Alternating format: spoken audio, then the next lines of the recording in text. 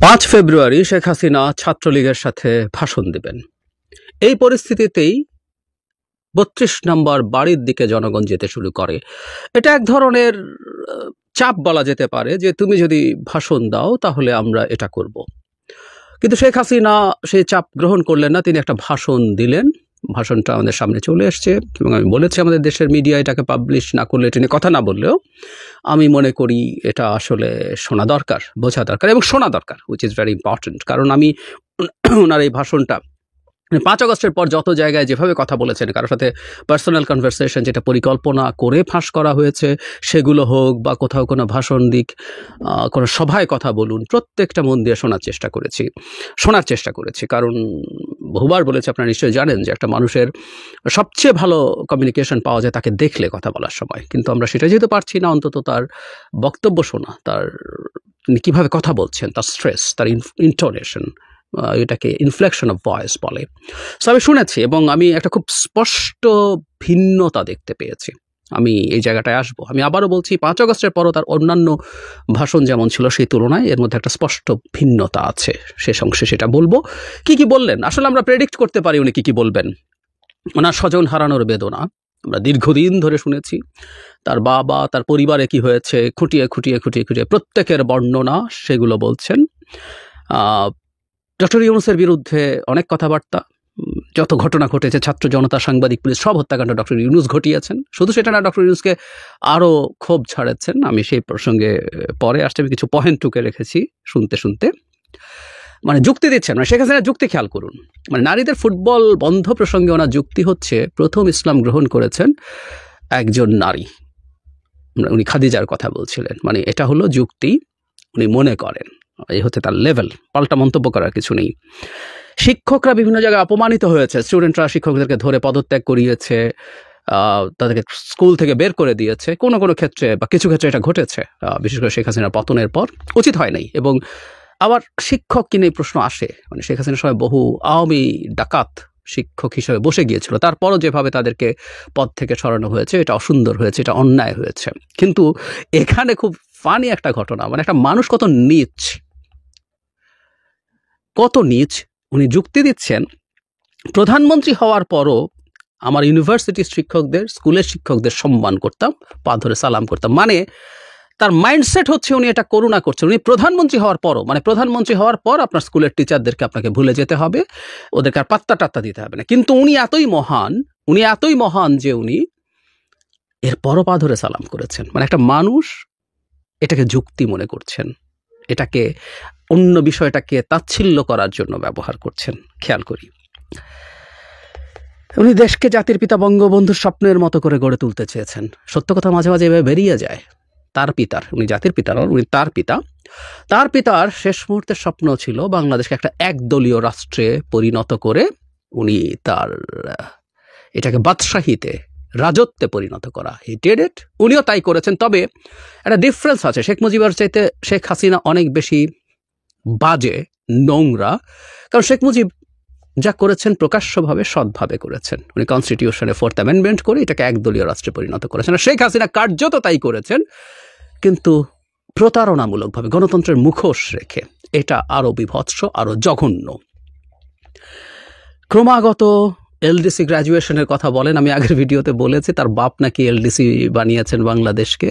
বাংলাদেশ মানে এলডিসি নিচে কি ছিল, সেখান থেকে এলডিসিতে উত্তরণ হয়েছে। আমি বলেছি বাংলাদেশ একদিনও এলডিসি থাকার কথা না, এবং দফায় এলডিসি গ্র্যাজুয়েশনের কথা বলছি। এবং আমরা এটা জানবো, বাংলাদেশের এত এই যে সকল উন্নয়নের বয়ানের জন্য ঢাকঢোল পিটিয়ে এটা করা হয়েছিল, পারলে এটা আরো স্লো করা দরকার ছিল। নেপাল এটা পিছিয়ে দিতে বলেছে, আমরা অনেকে দেখেছি নিশ্চয়ই। কারণ এটা গেলেই আমাদের অনেকটা ট্যারিফ সুবিধা চলে যায়। 26 সাল হচ্ছে আমাদের গ্র্যাজুয়েশন, আরও 3 বছর মানে 29 পর্যন্ত আমাদের যাবতীয় সমস্যা মূলত শুরু হবে 29-এর পর। কারণ 26 এলডিসি গ্র্যাজুয়েশন হলেও যে এলডিসি হিসাবে আমরা যেসব সুবিধা পেতাম বিভিন্ন ক্ষেত্রে, সেগুলো 29 পর্যন্ত বলবৎ থাকবে। এরপর এটা আসলে চলে যখন যাবে, আমরা বড় বিপদে পড়তে যাচ্ছি। কপিরাইট, ট্যারিফ সুবিধা সব উঠে যাবে। আমরা যদি আমাদেরকে এর মধ্যে যোগ্য করে তুলতে না পারি, আমরা ভয়াবহ বিপদে পড়ব। ক্রমাগত যে কাজটা করছেন এটা সিন্ডিকেটেড। আমরা এই ব্যাপারে সতর্ক থাকবো। আওয়ামী লীগের হয়ে যারাই কথা বলছেন একই কথা, মানে ভার্বাটিম, আগের বারও যা বলেছে এবারও তা। পুলিশকে নিয়ে এটা করা হয়েছে, ওটা করা হয়েছে, প্রেগনেন্ট পুলিশকে এই করেছে, সেই করেছে, মিথ্যাচার। এটা ক্রমাগত হচ্ছে, এটা ক্রমাগত হবে। মানে পুলিশকে ডিমোরালাইজ যত করে রাখা যায় আমাদের স্টেট, আমাদের সরকার ততই ঠিকঠাক মতো ফাংশন করতে পারবে না। সো এটা একেবারে পরিকল্পিতভাবে হচ্ছে, ভবিষ্যতে আরও হবে, আমরা নিশ্চিত থাকতে পারি। এবং এই পুলিশের বিচার হচ্ছে না কেন এই কথা বলেও উনি দারুণ ন্যায় বিচার খেলা দেখানোর চেষ্টা করছেন। মাঝে মাঝে বলেন, এবং সবচেয়ে এটা বলার পর আসলে হাসি চলে এসছে, আপনারা শুনবেন, আমি প্রত্যেককে বলছি, আমার কি অপরাধ, আমার অপরাধটা কি, আমি সেটা জানতে চাই।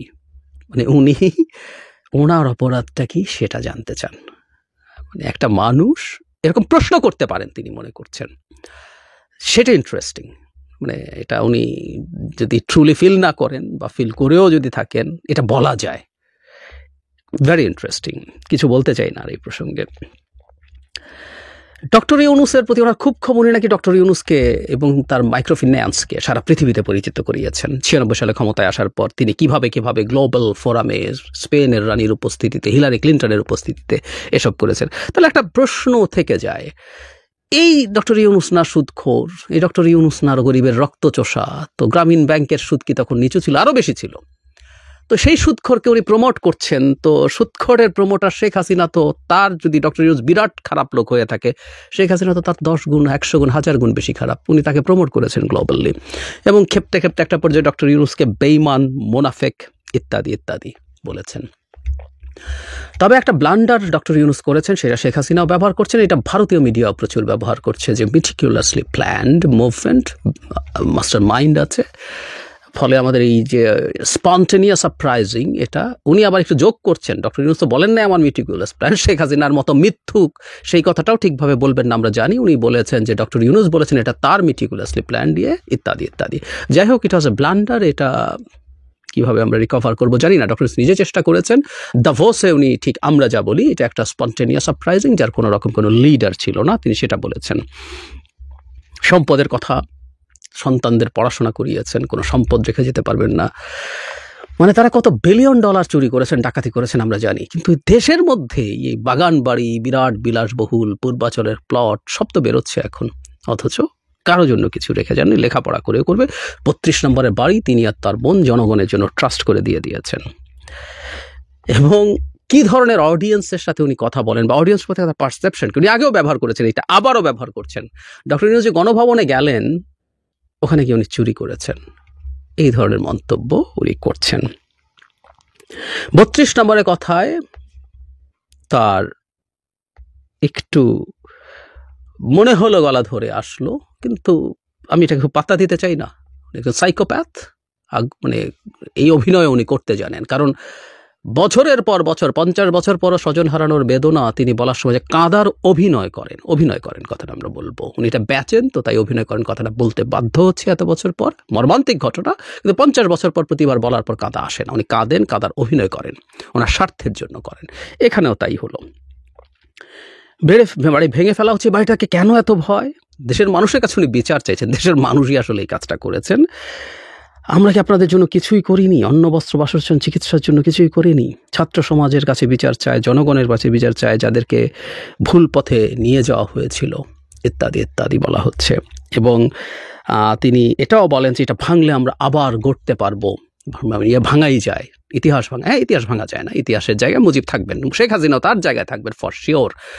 বাংলাদেশের না, শুধু এই অঞ্চলের সবচেয়ে ঘৃণিত স্বৈরশাসকদের একজন শেখ হাসিনা তার জায়গা পাকাপোক্ত করে ফেলেছেন, কোনো রকম কোনো সন্দেহের কিছু নেই। কিন্তু আবার গড়তে পারবেন বলাতে মনে হলো, বেগম খালেদা জিয়াকে তার বহু বছরের বাস করা বাড়ি থেকে উচ্ছেদ করেছিলেন। শুধু উচ্ছেদ না, তার যখন রমরমা স্বৈরাচারীর সময় তখন বিদ্রুপ করছিলেন, তালির মধ্যে মাস্তানের মতো বলছিলেন। কোনো একদিন তিনি ক্যান্টনমেন্টে ঢোকা নিয়ে ঝামেলায় পড়েছেন, সেদিনই ডিসিশন নিয়েছে, সুযোগ পেলেই তাকে তুড়ি মেরে বলছেন বের করে দিয়েছি। তো ওইখানে সেই বাড়ি থেকে উচ্ছেদ করে বহুতল ভবন হয়েছে, পথ উনি দেখিয়েছেন। এই 32 নম্বরেও কি স্থাপনা তৈরি হবে, লোকজন এখন সেসব হিসাব করছে। and they are rightly doing that। আর এসে কোনোদিন করবেন আপনি, মানে শেখ হাসিনা যতদিন আপনি এভাবে কথা বলতে থাকবেন, আওয়ামী লীগের ফিরে আসার যদি তিল পরিমাণ সম্ভাবনাও থেকে থাকতো, ওটুকু আরো দূরে সরতে থাকবে। আমি জানি না উনি বোঝেন কিনা।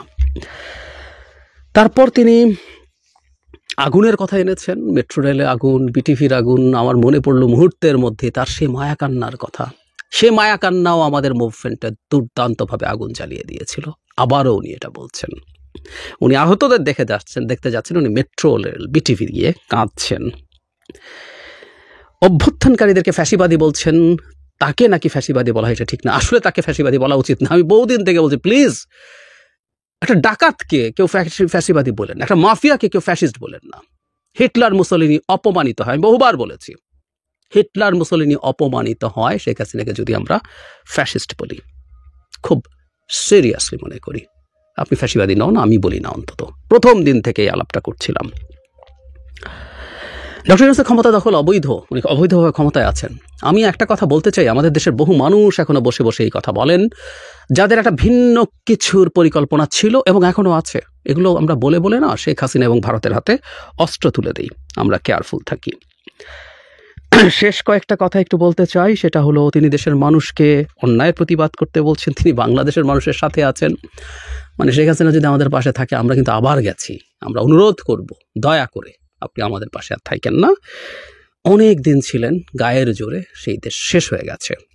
তার দুটো কথা আমি গ্রহণ করি, এবং উনি যে অর্থে বলেননি, আমরা পাল্টা অর্থে বলি। উনি বললেন শেষের দিকে, সে কনক্লুডিং রিমার্কসে, আসুন মুক্তিযুদ্ধের চেতনায় দেশ গড়ে তুলি।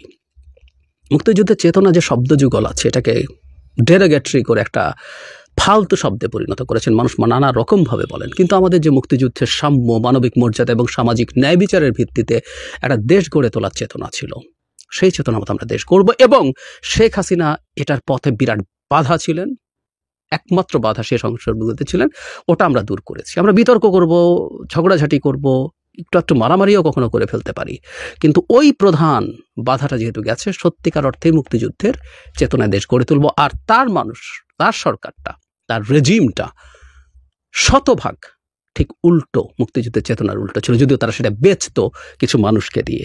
এবং আরেকটা কথা বলছেন, বাংলাদেশ আবার ফিরে আসবে, এবং এই বাক্যটা বলছেন, শহীদের রক্ত বৃথা যেতে পারে না। উনি মুক্তিযুদ্ধের শহীদের কথা বলছেন। আমিও মনে করি শহীদের রক্ত বৃথা যেতে পারে না। শেখ হাসিনা যাদেরকে হত্যা করেছেন, শহীদ করেছেন, তাদের রক্ত বৃথা যেতে পারে না। এই বাংলাদেশ, শেখ পরিবার অন্তত, আওয়ামী লীগ কবে কোথায় কিভাবে থাকবে, কতটুকু হয়ে থাকবে, সেটা সময় বলবে, কিন্তু এই শেখ পরিবারের এই দানবগুলোর, এই বিভৎস অসভ্যগুলো বাংলাদেশের স্বাধীন বাংলাদেশের, গণতান্ত্রিক বাংলাদেশে থাকবে না। শহীদের রক্ত বৃথা যেতে পারে না, বৃথা যেতে আমরা দেব না। আসলে একটা বিষয় একটু মিস হয়ে গিয়েছিল, তাই একটু যোগ করে দেওয়া দরকার বলে মনে করছি। আর সেটা হলো শেখ হাসিনা তার এই বক্তৃতায় যে জিনিসটা আসলে সবচেয়ে উল্লেখযোগ্য আমার কাছে মনে হয়েছে, তার এই কথাগুলো, বক্তব্যগুলো মোটামুটি একই, এগুলো উনি প্রায়ই বলেন, কিন্তু ওনার বলার ঢং খুবই খুবই ফাম্বল করছিলেন। তার কথার মধ্যে কোনো কনফিডেন্স খুঁজে পাওয়া যায় না। আপনারা একটু শুনে দেখবেন, কোনো কনফিডেন্স ছিল না, এবং বহু ক্ষেত্রেই তিনি শব্দ হাতড়ে বেড়াচ্ছেন, মনে হলো তিনি তোতলাচ্ছেন, এবং কনফিডেন্ট না। মানে এটা হলো সবচেয়ে গুরুত্বপূর্ণ ব্যাপার। আমার কাছে মনে হয় শেখ হাসিনা যে ভেতরে ভেতরে একেবারে ক্র্যাশড হয়ে গেছেন, ধ্বংস হয়ে গেছেন, সেটার একটা খুব চমৎকার বহিঃপ্রকাশ হতে পারে তার এই ভাষণটা। এবং যখন তার দলের পান্ডাদেরকে উজ্জীবিত করার প্রয়োজন, তখন এই ধরনের ভয়েস নিয়ে কথা বলা নিয়ে আসলে টেকনিক্যাল সমস্যা আছে বলে আমি মনে করি। তাদের দলের এবং তার এই ব্যাপারগুলো ভাবা দরকার। তাকে কেউ বুদ্ধি দেওয়ার মতো সাহস কারো আছে কিনা জানি না। তিনি তার যথেষ্ট কনফিডেন্স এবং সাহস রিগেইন করার আগে কথা না বলা ভালো। আর আমি নিশ্চিত যদি তার চেহারা দেখা যেত, এরা এই কারণে এখন চেহারা দেখান না বলে আমি বিশ্বাস করি, তার মধ্যে দেখা যাবে যে তাদের বিধ্বস্ত তারা পুরোপুরি হয়ে আছে।